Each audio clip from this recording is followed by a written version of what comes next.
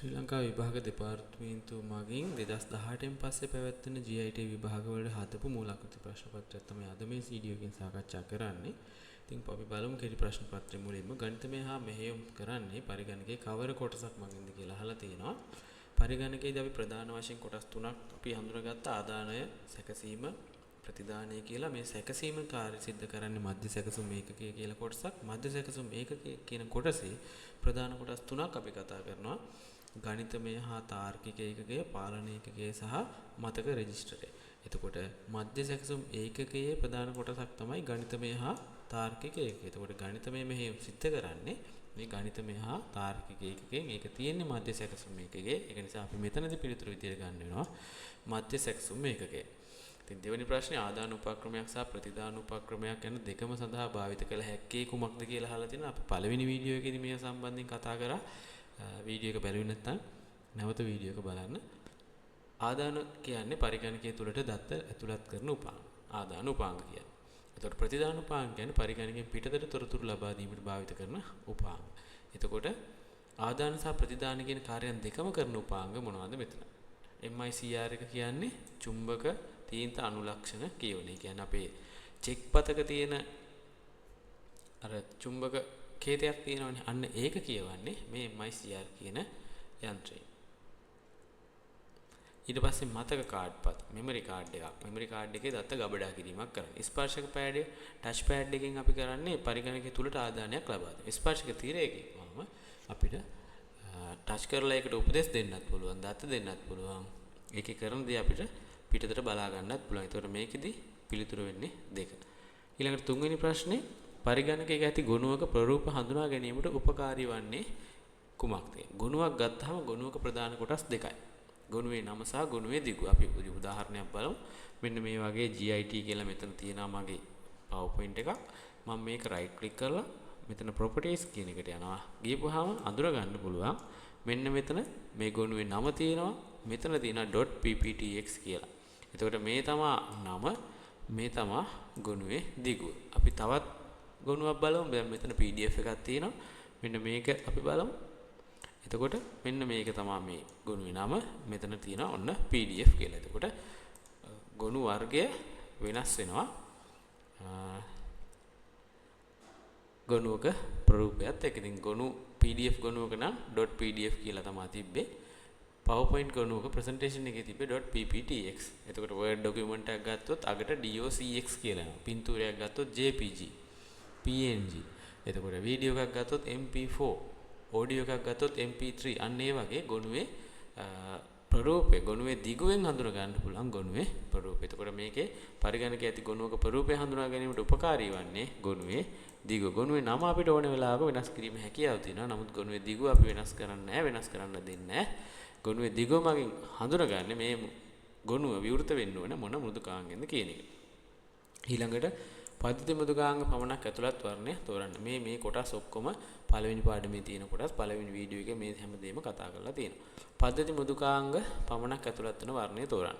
අපි බලමු දත්ත සමුදාය කළමනාකරන පද්ධති. මේක ඇවිල්ලා පද්ධති මෘදුකාංගයක් නෙමෙයි, යෙදුම් මෘදුකාංගයක්. ඒක නිසා මේ පිළිතුර අපිට ගන්න වෙන්නේ නැහැ. මෙහෙයුම් පද්ධතිය, උපයෝගිතා මෘදුකාංග හා උපක්‍රම දාවක.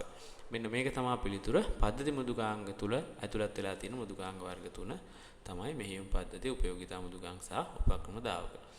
ඊළඟට 5 මධ්‍ය සැකසුම් මේකේ අන්තර්ගත ඒකකයක් වන්නේ. අපි මධ්‍ය සැකසුම් මේකයේ තුල ප්‍රධාන කොටස් තුනක් තියෙනවා කියලා අපි පළවෙනි ප්‍රශ්නේදීත් මේක දැන් සාකච්ඡා කරා. පාලන ඒකකය, අංකගණිතමය හා තාර්කික ඒකකය වේ. පාලන ඒකකය, අංකගණිතමය හා තාර්කික ඒකකය, ආදාන ඒකකය වේ. පාලන ඒකකය, මතක ඒකකය, ප්‍රතිදාන ඒකකය වේ. ප්‍රතිදාන ඒකකය, අංකගණිතමය හා තාර්කික ඒකකය හා මතක ඒකකය. ඉතින් අපි මේකෙදි පිළිතුර 4 විදිහට ගන්නවා. මේකෙදි මතක ඒකකය කියලා හඳුනගන්නේ මතක රෙජිස්ටරය. උපක්‍රම හැසිරීම සඳහා මෙහෙයුම් පද්ධති මගින් භාවිත කෙරෙන මෘදුකාංග හඳුන්වන්නේ කුමන නමකින්? උපක්‍රම හැසිරවීම සඳහා මෙහෙයුම් පද්ධති මගින් භාවිත කරන මෘදුකාංග. උපක්‍රමයක් හැසිරවන්න. ඒ කියන්නේ ඔයාලා printer එකක් ගෙනල්ලා පරිගණකයට හයි කරනවා. නමුත් ඒකෙන් වැඩක් ගන්න බෑ. ඒකට අදාළ driver software එක පරිගණකය තුල ස්ථාපනය කරේ නැත්නම් ඒකට අපි කියනවා device drivers කියලා. ඉතින් අපේ මෙන්න පිළිතුර උපක්‍රම මෘදුකාංග, උපක්‍රම දාවක කියලා කියනවා. මෘදුකාංග තමයි භාවිත වෙන්නේ. එතකොට මේකෙදි පිළිතුර 3. පහත දැක්වෙන අවස්ථා සලකා බලන්න කියලා කියනවා. දෘඩාංග සහ පරිශීලක අතුරු මුහුණත් සේ ක්‍රියා කරයි. ප්‍රස්ථාර නිර්මාණය කිරීම මතක කළමනාකරණය කරන මෙහෙයුම් පද්ධතිය ක්‍රියාවලිය වන්නේ ඊට සඳහන් අවස්ථාවලින්. දැන් එතකොට දෘඩාංග සහ පරිශීලක අතුරු මුහුණතක් සේ ක්‍රියා කරනවා. දෘඩාංග සහ පරිශීලක අතුරු මුහුණතක් ලබා දීම සිද්ධ කරනවා මෙහෙයුම් පද්ධතිය. ප්‍රස්ථාර නිර්මාණය කරයි. ප්‍රස්ථාර නිර්මාණය කිරීම සිද්ධ කරන්නේ නැහැ මෙහෙයුම් පද්ධතියෙන්. ඒකට වෙනත් වර්ඩ් වගේ මෘදුකාංගයක් භාවිත කරන්න පුළුවන්. මතකයේ කළමනාකරණය කරව මේ කාර්යය සිද්ධ කරන එක නිසා පිළිතුර වෙන්නේ A සහ C. A සහ C කියන්නේ උත්තරේ 3.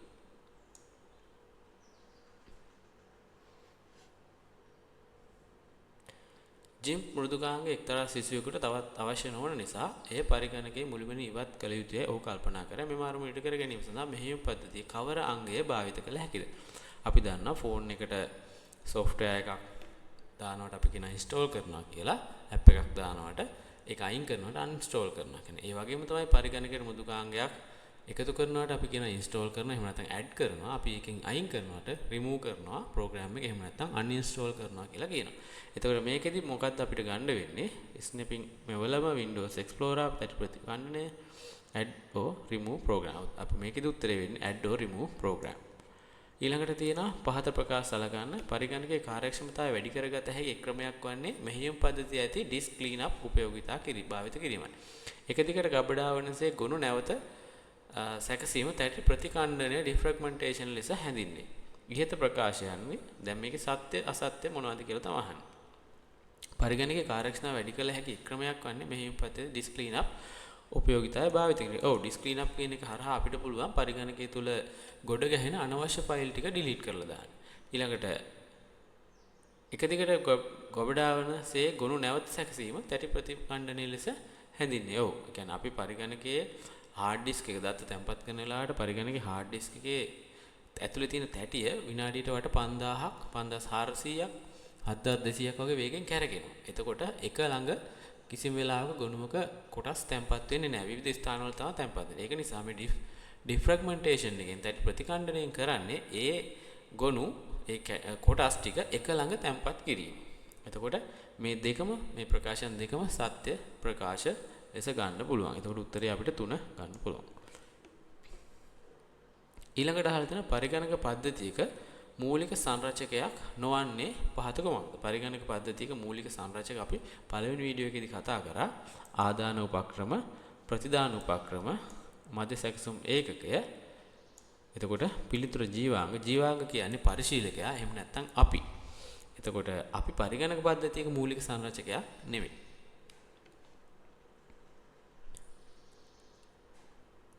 ඊළඟ එක තමයි පහත දැක්වෙන ප්‍රකාශ සලකන්න චිත්‍රක පරිශීලක අතුරු මුහුණතක් විධාන පෙළේ අතුරු මුහුණතකට වඩා පරිශීලක මිත්‍රශීලී වේ.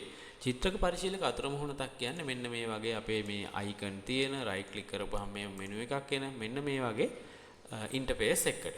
එතකොට අපි විධාන රේඛා එකක් අපි ගත්තොත් මෙන්න මේ විදිහට මට පෙන්වන්න පුළුවන්. මෙන්න මේ වගේ ඉන්ටර්ෆේස් එකක් තමයි තියෙන්නේ. මම මෙන්න මේ DIR වගේ කෝඩයක් ගහපුවා මෙන්න මේ විදිහට තමයි සම්පූර්ණ ස්ක්‍රීන් එක පුරා මෙහෙම අපිට විධාන රේඛා අතුරු මුහුණතක් දකින්න ලැබෙනවා. ඉතින් මේක ඇත්තටම අපිට අපහසුයි. අපි කෝඩ් මතක තියාගන්න ඕනේ. ඉතින් චිත්‍රක පරිශීලක අතුරු මුහුණත විධාන පෙළේ අතුරු මුහුණතට වඩා පරිශීලක මිත්‍ර වේ. ඔව් ඒක හරි. පළවෙනි ප්‍රකාශය නිවැරදි. විධාන පෙළේ අතුරු මුහුණතේ විධාන මතක තබා ගැනීමට අත්‍යවශ්‍යව චිත්‍රක පරිශීලක අතුරු මුහුණතේ ඇති නිරූපක අයිකන් මතකය මගහරවා ගත හැක. විධාන පෙළේ අතුරු මුහුණතේ විධාන මතක තබා ගැනීමේ අවශ්‍යතාවය චිත්‍රක පරිශීලක අතුරු මුහුණතේ ඇති නිරූපණ භාවිතයෙන් මගහරවා ගත හැක. ඔව් ඒ ප්‍රකාශයත් සත්‍යයි. ඉතින් මේකෙදි පිළිතුරු අහනවා ඒ ප්‍රකාශය සත්‍ය වන අතර B ප්‍රකාශය අසත්‍ය වේ. ඒ ප්‍රකාශය අසත්‍ය වන අතර B ප්‍රකාශය සත්‍ය වේ. A හා B යන ප්‍රකාශ දෙකම සත්‍ය වන නමුත් A හා B ප්‍රකාශ අතර සම්බන්ධතාවයක් නොමැත. A හා B යන ප්‍රකාශ දෙකම සත්‍ය වන අතර B ප්‍රකාශය මගින් A ප්‍රකාශය තහවුරු කිරීමට හේතුවක් වේ. ඔව් නේද? එතකොට B ප්‍රකාශය මගින් A ප්‍රකාශය තවදුරටත් තහවුරු කිරීමක් තමයි කරන්නේ. එතකොට මේකෙදි පිළිතුර අපි ගන්නවා 1 කියලා. 12 වෙනි ප්‍රශ්නේ ඵලදායී තොරතුරු වල ගුණාංගයක් නොවන්නේ පහත දැක්වෙන කුමක්ද? ඵලදායී තොරතුරු වල ගුණාංගයක් නොවන්නේ. දැන් තොරතුරක් ගත්තාම තොරතුරක් ඵලදායී වෙන්න ඕනේ. ඵලදායී නොවෙන්න නම් මොකද්ද හේතුව? දැන් නිර්වද්‍යතාවය කියන්නේ තොරතුරක ගුණාංගයක්, ලක්ෂණයක්. අපි පළවෙනි වීඩියෝ එකේදී කතා කරා. එතකොට අදාළ බව කියන්නේ ලක්ෂණයක්. විශ්වසනීයත්වය කියන්නේ ලක්ෂණයක්. එතකොට විශාල ප්‍රමාණයක් පැවතීම කියන එක තමයි මේකෙදි තොරතුරක ගුණාංගයක් නොවන්නේ. එතකොට ඒකෙදි පිළිතුර 12 කියලා අපිට ගන්න පුළුවන්. ඊළඟට පරිගණක ජාලකරණය සම්බන්ධයෙන් ප්‍රශ්නයක් අහලා තිනවා. ස්ථානීය ප්‍රදේශ ජාල හා පුළුල් ප්‍රදේශ ජාල ලෙස පරිගණක වර්ග කිරීමට පහත කුමන සාධකය භාවිත වෙද? දැන් ස්ථානීය ප්‍රදේශ ජාලයක් කියලා කියන්නේ ඉතා කුඩා පරිගණක ජාලයක්. දැන් හිතන්නකෝ පාසලක පරිගණක විද්‍යාගාරයක්, බිල්ඩින් එක තට්ටුවක්, එහෙම නැත්නම් තට්ටු කිහිපයක එකම ගොඩනැගිල්ල, එකම ඉඩමේ, එකම තැන තියෙන එක ළඟ තියෙන පරිගණක ප්‍රමාණය. එතකොට පුළුල් ප්‍රදේශ ජාලයක් කියන්නේ වෑන් එකක්, කියන්නේ වයිඩ් ඒරියා නෙට්වර්ක් එකක්. ලෝකෙම තියෙන පරිගණක ජාල එකට සම්බන්ධ කරපු ජාලයක්. එතකොට මේකේ වෙනස මොකද්ද? මේ වර්ගීකරණයට භාවිත වෙන මොන සාධකයේද කියලා අහනවා. ඇත්තටම පරිගණක අතර තියෙන දුර, පරිගණක සංඛ්‍යාව, ක්‍රියා කරන වේගය, පරිශීලක සංඛ්‍යාව. පරිගණක අතර ඇති දුර, මේකේ පොඩි මිස්ටේක් එකක් තියෙනවා. පරිගණක අතර ඇති දුර නෙමෙයි, භූගෝලීය ප්‍රදේශය අනුව තමයි මේක තීරණය වෙන්නේ. පරිගණක අතර තියෙන දුර වැඩි අඩු වීම. ඉතින් අපි මේක ගමු උත්තරේ 1 කියලා. පරිගණක සංඛ්‍යාව පරිගණක ජාලයකට අදාළ නැහැ, ක්‍රියා කරන වේගය අදාළ නැහැ, පරිශීලකින් සංඛ්‍යාව අදාළ වෙන්නේ නැහැ. මෙන්න මේ සාධකය තමයි ප්‍රධාන වශයෙන් ගන්න. අපි ඒක වෙනත් වශයෙන් කියනවා නම් භූගෝලීය සාධක තමයි ගන්න වෙන්නේ. කොච්චර දුරද? පහත අවස්ථා සලකන තොරතුරු හුවමාරු කර ගැනීම, සම්පත් හවුලේ භාවිතය, පරිගණක සඳහා ආරක්ෂාව. ඊට කරුණු අතරින් පරිගණක ජාලයක වාසියක්, එහෙම නැත්නම් වාසි වන්නේ මොනවාද? වාසි තොරතුරු හුවමාරු කර ගැනීම. ඔව්, පරිගණක ජාලයක් ගත්තාම පරිගණක 20ක් 30ක් එකට සම්බන්ධ වෙලා තියෙනවා නම් ඉතා ඉක්මනින් අපිට පුළුවන් අපේ තියෙන ගුණයක් හුවමාරු කරගන්න පරිගණක අතර.